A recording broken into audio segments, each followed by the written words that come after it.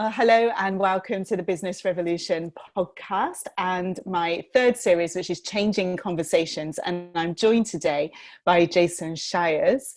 And he's a transformative coach from Worldwide Coaching. And he has a really interesting history, which I'm really excited to be talking to him today. But we're going to focus on how to deal with imposter syndrome when you really are an imposter. And I think that speaks to so many people who've been listening to this, and I know I can identify with that too. So, hello, Jason. Thank you for being here today. Hi, Andrew. Great to be here. Thank you for asking me. It's always a pleasure to be in the conversation and share experiences. Yeah, so we're just going to see where it goes today. But I thought what might be a really nice idea is to really start with that question, and maybe why did you feel that you perhaps were an imposter? But how did you get over this whole imposter syndrome?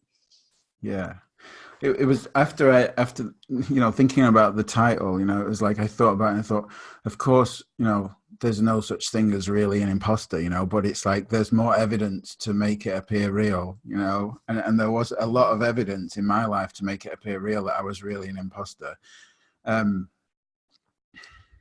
My background was that I struggled with addictions and crime and all sorts of stuff, like going to jail, and a lot. That was my I guess that was what you would call my business.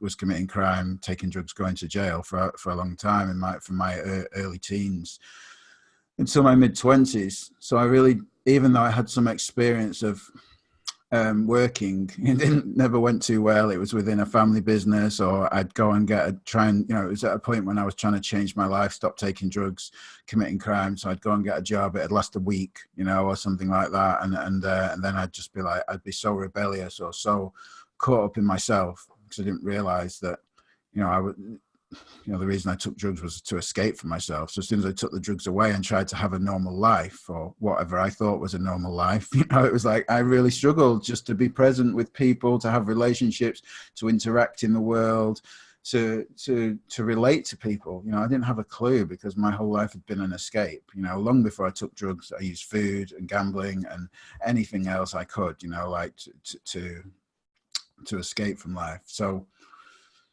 yeah, so every time I tried to have some experience of earning legitimate money, it's kind of like it didn't go too well. So I got clean, my life changed. That's another story. After many years of doing that, and I went through a lot of stuff that I needed to go through, and so part of that was becoming what they call a productive member of society, and what does that mean? It was like I was completely clueless. It was like my whole life had been a dream. I'd been surreal, and it was like I was thrown into the world in my mid-20s. Like it was almost like I was just dropped off somewhere, and I woke up. And it was kind of like, oh, like what do I do now? It's kind of like I'm not taking drugs, I'm not committing crime, I'm not going to jail anymore, and it's like, and I'm wide awake. Like wide awake. Not wide awake as in enlightened, but wide awake as in raw to a lot of feelings of experience and being present in the world. So I went through this progressive experience of building a career. Now I ended up with a career in IT, a long-term career in IT. No, but I didn't plan that, because just one day. This is a cool story, but literally one day it was kind of like I bought a computer and it broke and I tried to fix it. I had no experience with computers whatsoever. This was back in the 90s. And I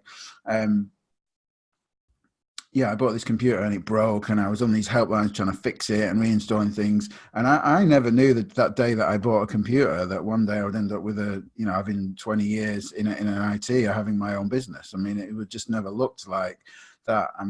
It was just one day that I was curious about computers. They were quite new in the mid 90s, and it was kind of like, and somehow that's how it all started, and from there, I've been through a lot of working in a lot of businesses, corporate businesses and things like that. And I always had this,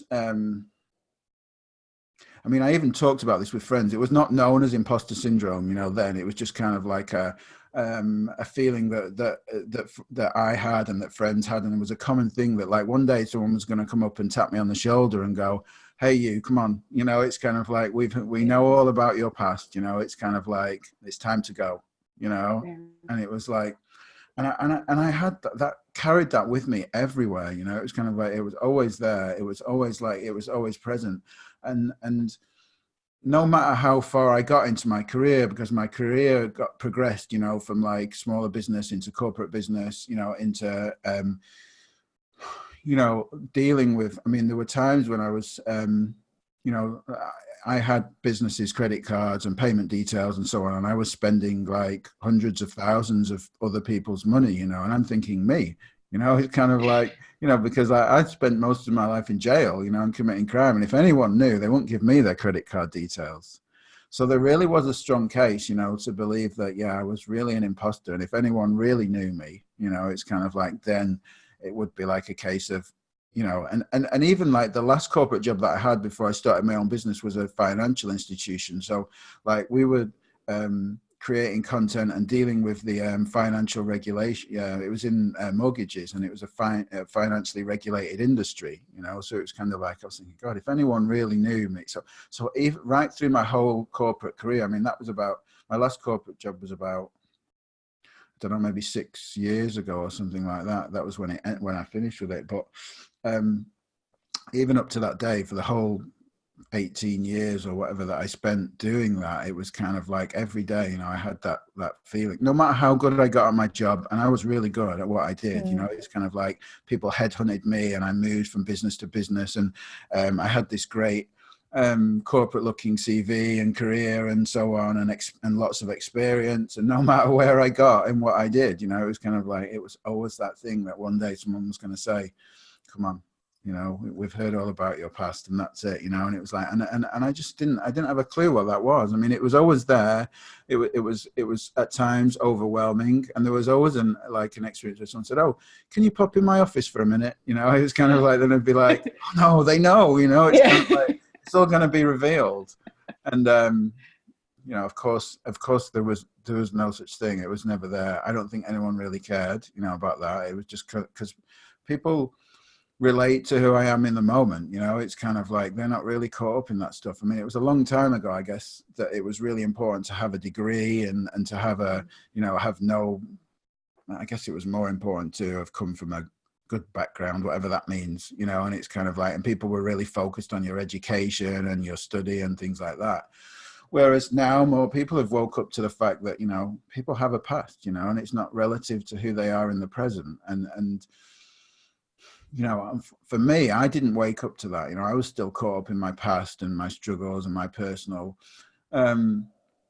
insecurity, you know, that really affected my corporate working life, you know. So that was, I mean, the imposter syndrome was part of it. It was a big part of my fear and my insecurity each day, you know. But it was like, but also my insecurity around relationships, around, you know, how that stuff played out, how my fears played out within the business, you know, within relationships, within my ability to be present and show up and to be who I needed to be to fulfill those roles. So a lot of it was a painful experience, you know, of being there. And that's probably one of the reasons I left, you know, and started my own business. And it's like, looking at that now in hindsight, I mean, yeah, it was the best thing that I've done. But at the time, now if I work with somebody who says, you know, I hate my job, I want to leave, I say, well, let's have a look at that. You know, it's kind of like, because it can't be the job, right? I mean, it's kind of like, and I realized looking back at my own experience at the time that it wasn't the job, it wasn't the people, it was my insecurity and the way I showed up in the world that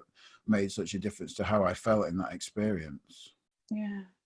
So what was it for you? You know, what insight did you have, or what did you see that was new that made you realize that actually, you know, this imposter feeling that you had wasn't really a thing that you needed to take notice of anymore?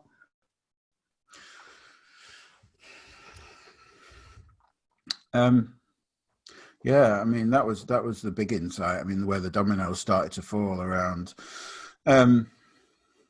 At first, I mean, like, it wasn't like, oh my God, I've had an insight, everything looks different. You know? It was kind of more like um, a feeling of lightness, an experience of like, I personally, I went to do an intensive in LA with Michael Neal, you know, and it was kind of like, and I turned up with all this pressure and weight of the world on my shoulders, relationships, work, business, money, you know, bank balance, or, you know, it was like I was juggling all these, you know, it felt like I was juggling all these, all these things. They were more likely juggling me, you know, it was kind of like, and it looked like, you know, that at this point I'd had years in my own business, you know, and I was trying to balance income, get new clients, work with different people, deal with personalities within my business, personalities of clients, people that I didn't like, you know, and it's kind of like, but I needed them for money. So I was like really like stuck in all this conundrum, I guess, of like how to make my life better. You know, that's how it looked at the time. That if, oh, I love the words if and when, you know, it was always like if this and when that, you know, there was two of the biggest words in my life, that if I get this, if that happens, if this comes to light, if I can create that, you know, or when this happens, when that happens, or when somebody does this, when somebody pays me that, then I will be okay. Then my business will be okay. Then I'll feel okay. Then I'll wake up without this stress. Then I'll sleep better. Then my relationships will be better. I'll have more time with my kids. All those things, you know, that's what I turned up with, you know, and that's what it was like spinning plates for me, you know, in my life. And it was funny because like I'd spent 3 days with Michael and I always talk about the invitation that he gave me about listening, because you know, I'd trained as a psychotherapist alongside my IT business. So I was a certified psychotherapist. I'd worked with people on a one-to-one basis as well as having my IT business. And I was deeply into the personal development world. I'd been through Tony Robbins' process. I'd been to the Hoffman. I trained in NLP. I'd done all those things because I was always trying to find something that if and when, it always looked like something outside of me was going to make me better. And so yeah, I turned up, you know, I turned up to see Michael Neal, and I arrived and he said to me, you know, can you just like not listen with your analytical mind, you know, to try and work out if this is the right place for you to be, if what you're going to hear is of value, or if it works, or if it's right or not right, you know. And when he said that to me, I just thought, okay, you know, like, I'm willing to try something, because I'd realized that like, I think there's an Einstein quote that like, you can't fix your mind with the same mind that created the problems that you've got, you know. And it's like, and that was apparent to me, you know, that that I had all this stuff going on, and that whatever I was trying wasn't working, you know. It was kind of like, it's kind of like, if you look at the actual, the reality, you know, of what was going on, you know, the facts, the practical aspects, you know, like my business was growing, you know, but my experience of it was completely different, you know. In my internal world, it was crap. It was terrible, you know. It was kind of like, and if only all this stuff, then it would be okay. Yeah. And so Michael said to me, you know, can you just listen, you know, with in a different way, you know? Because I was like, oh, well, how long is this day going to last? Only 10 till 5, and we have an hour for dinner. That's not much time, you know, because I'd been to all these Tony Robbins intensives where you stayed up for 18 hours doing all this personal development work. And I was like, God, that's really expensive, this intensive, and you don't get much time, you know. It's kind of like, because it was all like that for me, you know. It was kind of like I was really caught up in knowing my psychology, and knowing how all the psychological treatment, therapies, whatever worked. And so I sat there for 3 days, and he'd said, you know, can you read the Inside Out Revolution before you come? And I tried to read it on the plane. I couldn't read it, and I hadn't read it. So it's kind of like, I turned up for the first day, and he's talking, and like, I'm just listening. I didn't really say much. I asked a couple of questions, and like, I'm thinking, what's he talking about? These 3 principles things, you know? Like, what is this about? You know? So I thought I better read this book, because then I'm gonna know more what he's talking about, you know. So like, each evening, I mean, it was 3 days, but each evening I went back and I read the whole book, you know, over 3 evenings, and by the end of it, you know, it was kind of like I said, it wasn't a big like, oh my God, you know. It's kind of like, I see that life's all made up and my reality isn't real. It wasn't like that, you know. It was like, I just sat outside of this. I mean, it might have been coincidence, but I picked this Airbnb because of the beautiful view that it had. And it was like, there was like a valley at the back, you know, and it was like a big green sort of dipped down into a valley and up, and it was like, and there was a rope swing on the back, you know, one of those like little garden swings, like Yeah. bench swing. And I just sat on there, you know. At the end, it was sunny. It was about 5:30 in the evening. I just got back in the taxi and I just looked around and I was just like, wow. You know, it was just kind of like, I just feel so like, I can feel it now when I talk about it. It was like, I just felt so like free, you know. And it was like, and I just thought,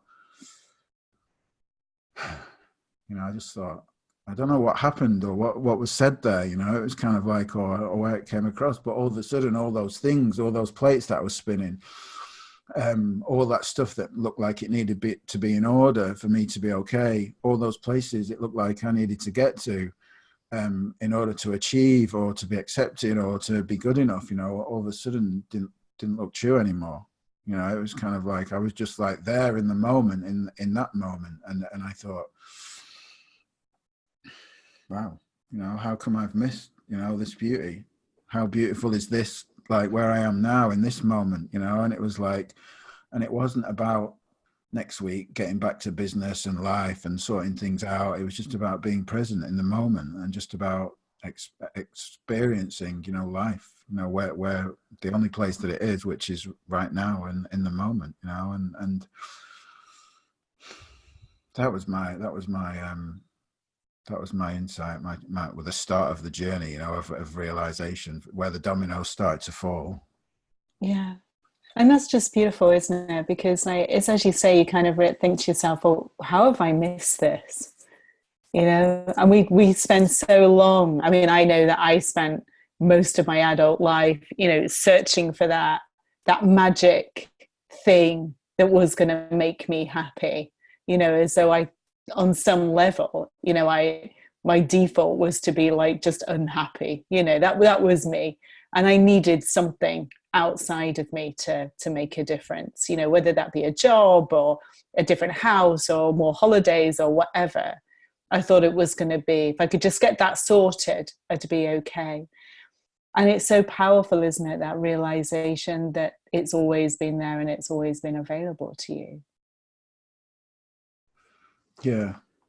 It's interesting, isn't it? How it's like, how it just as applies to business and like, you know, like people say, like, what do you coach? And you're like, is it life or business? And I'm like, well, what's the difference? You know, and it's kind of like that, you know, that waking up to that realization about what I'd created, you know, just flattened so many things across business, across relationships, across, you know, all areas of life, you know, how I parent my children, you know, how I see myself in the world, how I show up for things. It was like, it just all started, like every time a new situation came, I was like, you know, because I'd realized that, like, you know, I'd created the suffering that I was trying to escape from. And I'd realized that ever since I was really young, you know, I lost my dad when I was young, and then I'd like created this identity, you know, and then I'd like had all this influence from the world where I'd, you know, you should be like this, you should be like that, cultural beliefs, society beliefs, family beliefs, you know, and it, maybe not imposed, but almost seemed like it was imposing at the time, you know, and so I built this character, this personality of who I thought I was, you know, and like my life wasn't going that way, that of who I thought I was, you know. So there was the suffering, was that like I was living this life that wasn't going the way I thought it should be, and I'd created this character, you know, the I that I thought I was, you know, me, the personality, Jason, you know. It's kind of like, and it was like, and I kept adding ideas onto that, you know, like more of this, more of that, you know, and it was like personal development just does that, you know. It kind of like gets you into that, yeah, achieve more, create more, get up earlier, do more, you know. It's kind of like, and once you get the more, then you will be okay, you know. It perpetuates that experience. It you know, it enforces your conditioning, you know. It's kind of like that, the personal development journey. So it was like I'd come from that, you know, where it was kind of like I'd come out of that, yeah, if I can get this more, you know, whatever this more is, you know, more business, more money, more people, more networking, you know, then I'll be okay. And it was just like a waking up that I'm not that person, you know. I'm not that person that I think I am. I'm not that character. I don't have a personality. If you cut me open, there's no character and personality inside of me. It's not a fixed thing, you know. And it was like, that was the waking up, you know, to questioning my beliefs and all the other beliefs. You know, it was like someone said to me, you only find out what's true by finding out what's not true. You know, and I was finding a lot of things that were not true about how I saw my life, how I showed up for my business, what I thought about the people I worked with. And that's why when I said earlier about when people come to me and say, I hate my job, I want to start my own business, you know, it's kind of like, well, let's have a look at that, because I don't think those people are who you think they are. And I don't think your reaction to them is, you know, is centered in who you really are. You know, it's centered more in who you think you are, because that was me. You know, these people are not treating me how I think they should treat me. They're not giving me all this made up stuff. And, you know, that awakening just freed me from all that. It just made me curious about people. Well, how come this is like it is? And how come that? And that curiosity, you know, like just changed everything. Everything just started moving in different directions. I started connecting with different people. I met new people, you know, my coaching, you know, took off. I started my podcast, and, you know, and I've created all sorts of things, and like I realized that, you know, I'd spent the creative story. I mean, like, wow. I mean, I'd spent a lifetime thinking I wasn't creative, you know. I mean, I just told myself that I wasn't creative, and it was like, and I just, that was it, you know. It was like, oh no, I'm not creative, you know. And it was kind of, and I worked in a creative world, you know, in digital, you know, so it was like in creating things. And you know, I had a big awakening around creativity, in realizing that we're all creative. We're creating our reality in the moment. We're creating the life that we're experiencing in the moment. You know, it's the same energy used to create our daily experience that it is used to create anything in the world. And like, everything comes from nothing, you know. And it was kind of like, that was massive for me when someone said to me, everything comes from nothing. And I started looking around like at everything, and I thought, it does, you know. There's nothing here that didn't come from nothing, you know. There's nothing here that didn't start off as an idea. And there's you know, and how is that like other people are able to have these ideas and create stuff in the world, and I think I'm not, you know. And what's that about, you know? Yeah, I think that's really interesting, you know, what you're saying about really being invested in many ways in the idea of who we are, and then spending so much time either trying to fix or change or add to that idea of who we are. And then we wonder, well, why do we feel such an imposter? That's what occurred to me. And it's like, well, actually, because we're really trying to live somebody who we're not. Because in many ways, perhaps, you know, what's coming to me is that we don't feel that who we are is really good enough. Maybe because of the conditioning that we have to create this other persona, you know, be this other person, change, develop, do all this work. But actually, you know, when we take all that away, we're just really beautiful, amazing souls that have all this creativity and this joy and this happiness and everything that you find when you're sitting on a swing at the end of a garden in that moment. Yeah. I call it optimizing the illusion. You know, it's kind of like, it's like when people say to me, what's the difference, you know, between traditional coaching and this? It's like, you know, that to me, it's kind of like, this is not optimizing your illusion of life, you know. And it's like, that's what I did. You know, I spent so many years optimizing my illusion, always trying to, you know, at times I may have felt a little bit better, but I always had this, like you said, this huge sense of, and because I trained as a psychotherapist, I mean, that perpetuated my beliefs about my childhood being relevant to my present, you know. And this may be relevant to a lot of your listeners. You know, it's kind of like that, you know, I had that, what you said, that feeling of not good enough. I mean, it was so powerful for me, you know. And it was like, particularly my experience losing my dad, and then I was you know, I had a food addiction before a drug addiction, and I was sent to special schools, and there was always like, what was wrong with him? I had all these psychiatric reports and put on medication at a young age. And it was like, you know, I had a huge sense of not being enough, not being good enough. You know, it was always there. And, you know, I didn't realize that. I just thought that they were habitual thoughts, you know, that I'd lived with, that I'd carried with me all the time, you know. And it's kind of like, my, and I was always trying to fix that feeling of not being enough. You know, it was kind of like, and like, there's no fixing of a feeling. You know, it's kind of like when I saw that that was just habitual thinking that I'd had a long time, you know, and it wasn't really relevant to my experience. I just thought it was, you know, it's like a lot of it crumbled away. You know, I still, I guess, like, if I'm honest, you know, I still have that habitual thought. You know, it's kind of like, I still show up for a podcast thinking, who wants to listen to you? You know, it's kind of like, you've got nothing to say. You know, it's kind of, nobody likes you. People listen and think you're shit. You know, it's kind of like, I still have that, you know, but I just still show up and do it, you know, because it's kind of, I know that's just my thinking and it's not true. And it's like, and that's the thing that in the past that looked real, that was paralyzing, you know, that stopped me from doing things, that stopped me from being seen, stopped me from being vocal, you know, it gave me also, you know, your voice is terrible, no one likes the way you look, all this stuff, you know, that was like paralyzing. It was overwhelming. My thoughts, you know, like looked so real to me that they stopped me from doing anything. And one of the reasons, I guess, that I ended up in an IT business was I could hide behind a desk and a computer and I didn't have to interact with people. I could do it all via online chats and calls and so on. And there was no real, and I guess that also ties into why I struggled so much in corporate. When I worked in offices and had meetings and so on and things like that, that I just didn't want to be there. I just wanted to be away from people, you know? Yeah. That's really, that's really kind of fascinating, isn't it? You know, how we kind of like hide away, you know, and we have this thought and as you say, it just seems so real. And I know one thing that I struggled with is when you have that kind of evidence that backs up the thought that feels real, you know, like, you know, oh, you're not good enough because this, and this happened. And you've had umpteen adults around you telling you that you're not good enough. Well, there's my evidence. So that must be true. Yeah. But all of the time, it's still an illusion in your mind. It's still a thought in your mind. It doesn't make it a fact. It doesn't make it a truth.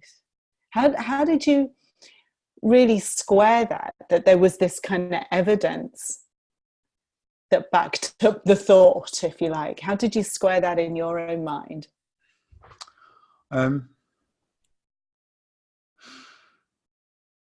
I think that's like, it wasn't like a one-off, like now that's gone type thing. It was kind of, I mean, that was the overall, yeah, I get that when I'm having that experience of not feeling enough, which I do, you know, it's kind of like in moment, you know, and I fall asleep to the fact that my illusion looks real, you know, I fall asleep to that. And all of a sudden I'm faced with a challenge or something to do. And I go, oh, what am I going to do? You know, and then I go, you know, it's kind of like, it's that old shit again, you know, it's that habitual thought. It's that thing that I'm not enough, but it doesn't matter because I guess this is a great place to look for the answer to that, is that like knowing who I really was, you know, and knowing that I'm not in charge, you know, it's kind of like when I realized that there was no such thing as the known and the unknown, that everything was unknown. And it was kind of like, it became really cool and exciting to be in the unknown. You know, it came really, what I previously thought was the unknown, which is just life. You know, it's kind of like with an idea, you know, it's an idea that it's known or it's an idea that it's not known. An idea is a thought, you know, a thought that I know what's going to happen or a thought that I don't. That's it. And, you know, it became really cool getting up, like not actually knowing. It came really cool with curiosity, thinking, well, what cool shit is going to happen today? You know, it's kind of like, who am I going to meet today? Who's the universe going to put into my life today? You know, who's wisdom going to put me in touch with? Who am I going to connect with? Where's that going to go? It's like life becomes this exciting journey, you know, and it's kind of like all of a sudden, you know, I'm not caught up in that narrow tunnel vision world of experience, you know, where I have this relationship with my experience that all that stuff that is just thoughts, not relevant to now, it looks like my world, you know, and it's kind of like, and I'm living in that and I'm not able to see all these opportunities and people that are coming into my life. I'm having a different experience now. I'm getting up thinking, oh, I'm looking around for everywhere. Someone says, oh, you should speak to this person. I'm on it. Let's speak to them. You know, do you want to do this? Do you want to do that? Yeah, I'll go. Do you want to speak here? Do you want to speak to these people? Absolutely. You know, it's kind of like, it's not about the money anymore. It's more about the experience of life, about being alive. And just knowing that wisdom is always taking care of me, knowing who I really am, you know, knowing that I'm not my thoughts, so I'm not my idea of me, you know, that I am that spiritual energy that drives everything in life, you know, that I am part of that. And going out into the world with that knowing, you know, that, yeah, I have those thoughts, but then I, on a deeper level, you know, than that, I know who I really am. I know that that's my thinking that I'm created. And I know that when I'm curious about life and I'm not caught up in that world, that cool things happen. You know, I meet people, my life goes in unknown directions, and and money comes to me. You know, it's kind of like, I'm not about chasing money, but it's kind of like, you know, money comes to me as a result of showing up to the world that way. Whereas before it was kind of like, oh, I've got to get money. I need to get money. I need to make sure people pay me, and they haven't paid me on time. And it was all about that, you know, whereas now it's kind of like, well, you know, the number in the bank. One of the things that I had when I was with Michael, he said, oh, what number is it that gives you security in the bank? How much money would you need to have? You know, it's kind of like, in order to be secure. And like, there was 5 people and we all came up with a number, you know, and they were all very different, you know, and it was kind of like, and it was like, you know, it's kind of like, and then it was like, we had this long discussion about how a number in the bank can't create security. And like, for me, I did this calculation of how much money I earned versus how long I thought it would take me to find a new career or job. So, and how much money it costs to live. So I do this little calculation, and that would be my number for security, you know? And then it was kind of like, I was like that, well, have you always thought that you needed a certain amount to be okay? And it was like, yeah. And have you always been okay? And yeah. And have you always had that amount? No. And it's kind of like, so then dominoes started to fall about financial security for me, you know, that like, well, actually, I don't need to be so invested in the money. You know, it's like, I don't need to be so invested in getting this amount of money, because security doesn't come from a number and can't come from a number. Security comes from within, you know, for me knowing that I'm always okay, for me knowing who I am, that I'm not my thinking in the moment, you know, that I'm not that, and that, you know, wisdom is always directing me, you know, that I've got faith that no matter what happens, that I'm going to be okay. Yeah. I think that's just that. I think that's the most, I don't know, important isn't really the right word, but I know that was a big change, a game changer for me, you know, is like knowing that who I was, you know, that I wasn't my past experiences, you know, I wasn't what had happened to me. I wasn't what other people thought of me, or what they'd said to me in the past. I wasn't any of those things. And I was just keeping them alive with the thoughts in my head. Yeah. You know, and knowing that you have this intelligence, this wisdom that is always there, that every moment is fresh, as you say, you know, like every moment you can just have a completely new experience, a new life, a new start. You can new start hundreds of times during your day if you wanted to, you know, because that's the nature of who we are. And that's just enormously empowering, isn't it? I think. Yeah. I have that.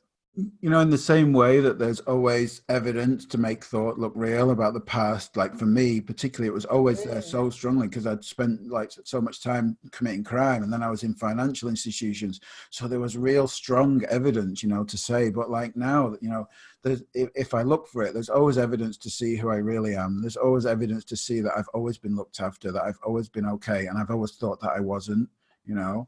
It's like that and what I found is that the more I look in that direction, you know, the more I exercise that muscle, you know, the more I see, the more I'm open, you know, to that being how it is, and the better my experience of life is. And business just seems to take care of itself, you know. It's kind of like, it's not really, I just know what to do. I show up in the moment and I respond, you know, to what shows up. And it's like, you know, and there's never been an occasion where I haven't known what to do, you know, and actually things have got a lot better than me trying to manage everything, you know.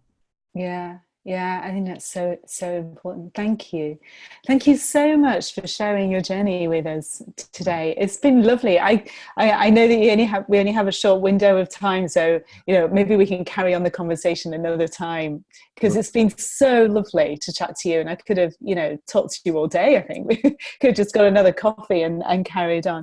So if anybody wants to get in contact with you, what I'll do is I'll put your your website details on the podcast links. So if anybody wants to carry on the conversation with you, then they know where to find you. But yeah, thank you so much for joining me. Thank you very much. Loved it. Thank you. Yeah, you're welcome. Thanks.